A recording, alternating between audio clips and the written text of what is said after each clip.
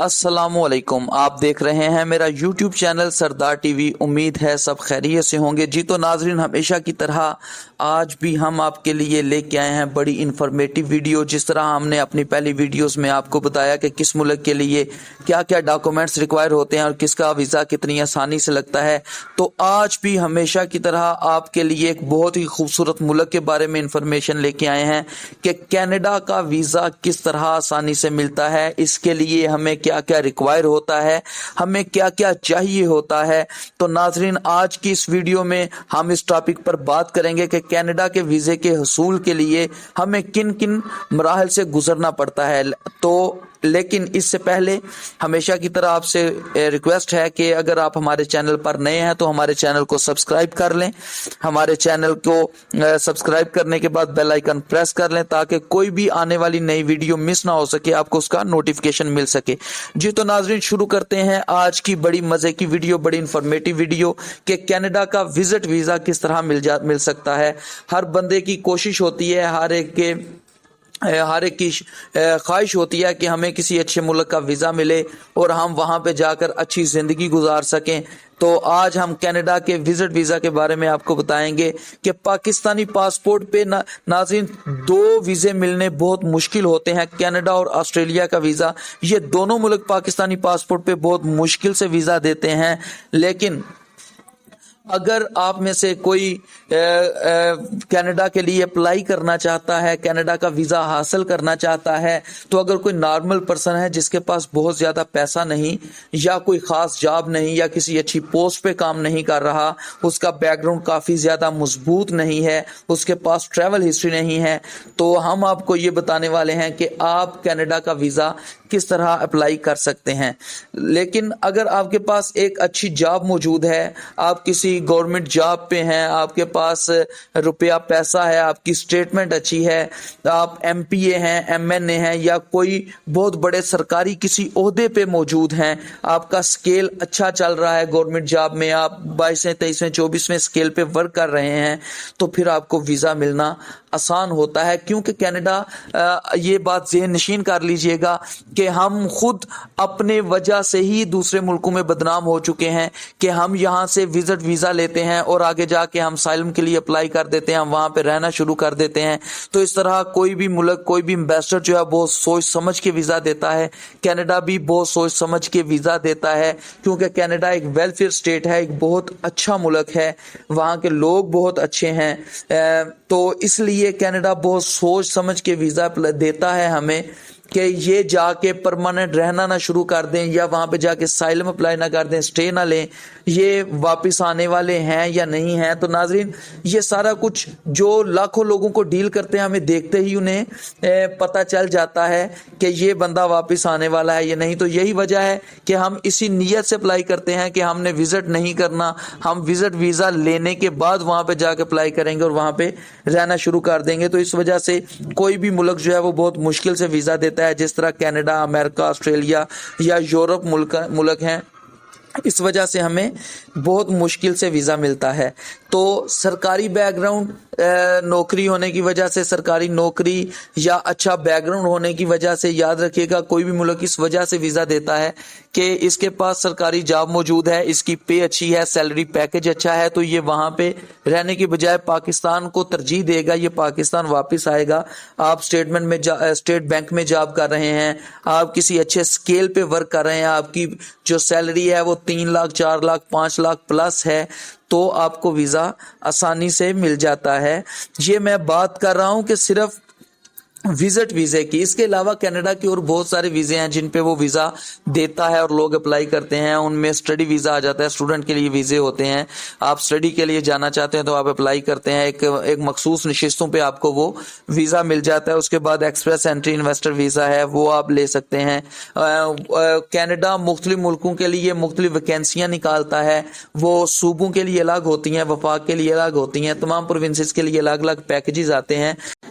जी तो इसके बाद कनाडा एक और चीज़ पे वीज़ा देता है, वो होता है इनविटेशन। अगर आपके कोई रिलेटिव्स बाहर मौजूद हैं कनाडा में तो वो आपको इनवाइट करते हैं। अगर कोई प्रोग्राम है या कोई मैरिज सेरेमनी है तो वो आपको एम्बेसी से लेटर लेके इनवाइट करते हैं, तो आपका वीज़ा उस पे भी लग जाता है। लेकिन اس میں صرف ایک مسئلہ ہوتا ہے کہ جو بندہ آپ کو انوائٹ کر رہا ہے وہ رسپانسیبل ہے اس چیز کا، آپ کو پاکستان سے بلانے کا اور واپس بھیجنے کا، کیونکہ اگر وہ آپ کو واپس نہیں بھیجتا یا وہاں پہ جا کے سٹے کر لیتے ہیں یا اسائلم لیتے ہیں، تو اگر آپ کو وہ نہیں بھیجتا تو وہ ساری زندگی نیکسٹ جو ہے وہ کسی کو انوائٹ نہیں کر سکتا۔ تو یہ رسک بہت سے کم لوگ لیتے ہیں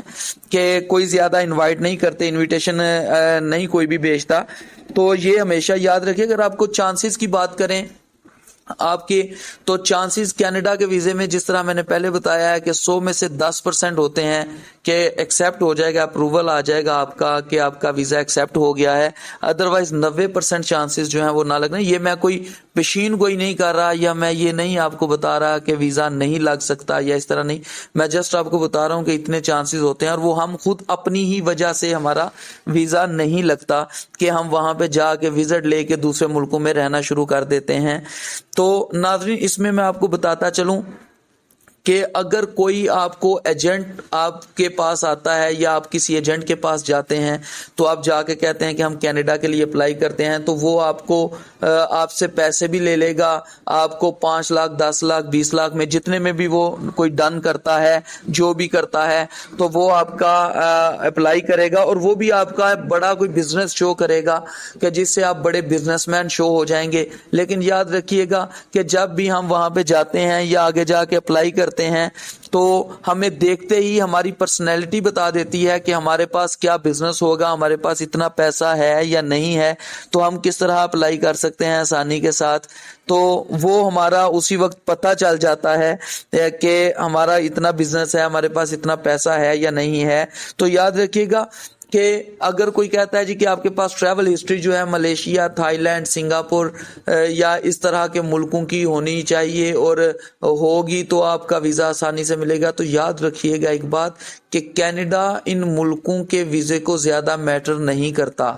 وہ ان ملکوں کے ویزے زیادہ اتھارٹی نہیں رکھتے کیونکہ یہ چھوٹے ممالک ہیں اور ان کا جو وزٹ ویزا ہے وہ بڑی آسانی سے مل جاتا ہے اور ہر کسی کو مل جاتا ہے تھوڑی سی سٹیٹمنٹ کے بعد،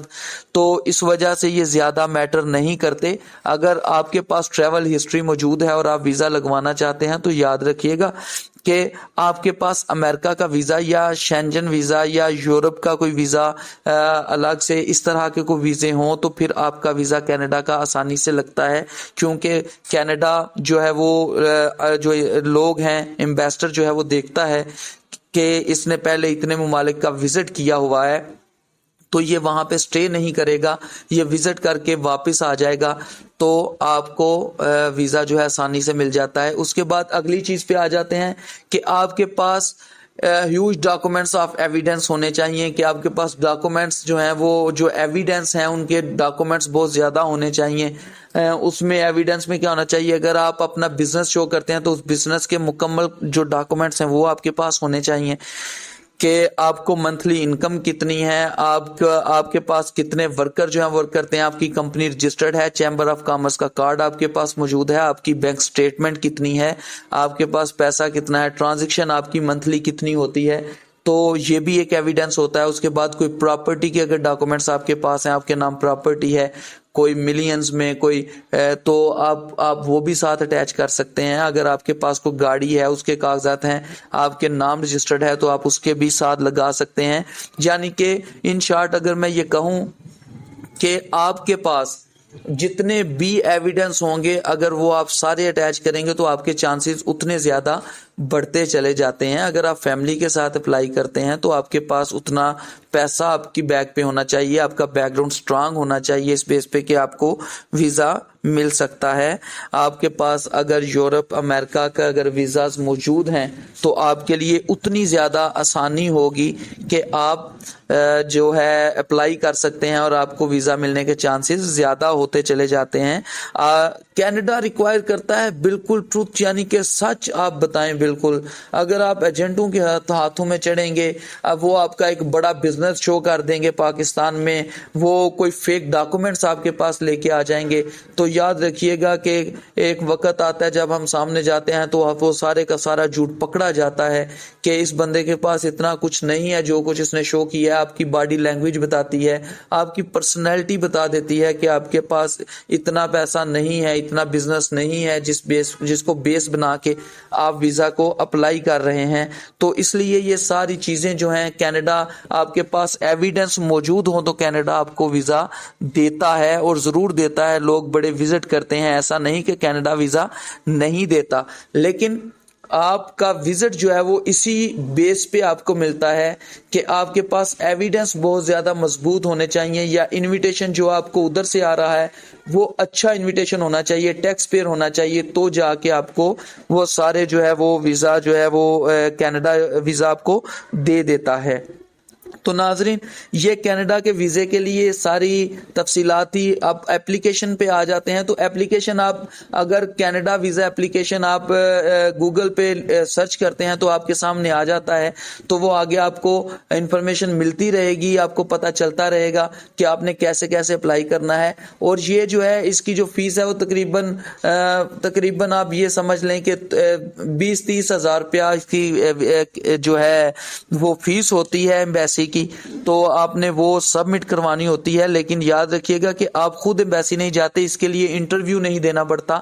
آپ کے جو ایویڈنس ہے وہی آپ کے لیے اچھے ثابت ہوں تو آپ کا ویزا مل جاتا ہے۔ اگر آپ لیک آف ایویڈنس کی بیس پہ بنا پہ آپ کو ویزا نہیں ملتا۔ تو میری آپ سے گزارش ہے کہ جب بھی آپ اپلائی کریں آپ سب سے پہلے اس ویڈیو کو مکمل سن لیں، سمجھ لیں، پھر اس کے بعد آپ اپلائی کریں گے تو آپ کے لیے بینیفٹ ہوگا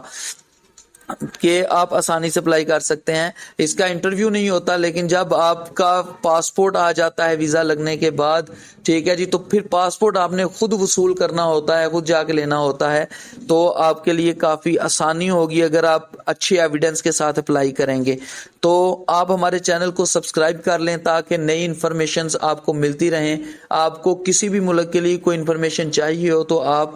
کمنٹ باکس میں رابطہ کر سکتے ہیں۔ لیکن میری آپ سے ہمیشہ یہی گزارش ہے کہ ایجنٹ جو ہے وہ بہت زیادہ پیسہ مانگتے ہیں، ایجنٹ جو ہے بہت زیادہ آپ سے خطیر رقم کی ڈیمانڈ کرتے ہیں، اور بعد میں 6 مہینے 7 مہینے بعد آپ کو آگے یہ کہتے ہیں جی کہ آپ کا ویزا نہیں لگا، اور وہ جو رقم ہے وہ ڈوبنے کا بھی خطرہ ہوتا ہے۔ تو اس لیے آپ خود سے اپلائی کریں، اچھے طریقے سے اپلائی کریں۔ ہر ملک جو ہے وہ ہر ایک کو یہ رائٹ دیتا ہے کہ آپ خود اپلائی کر سکتے ہیں، لیکن شرط یہ ہوتی ہے کہ آپ کے پاس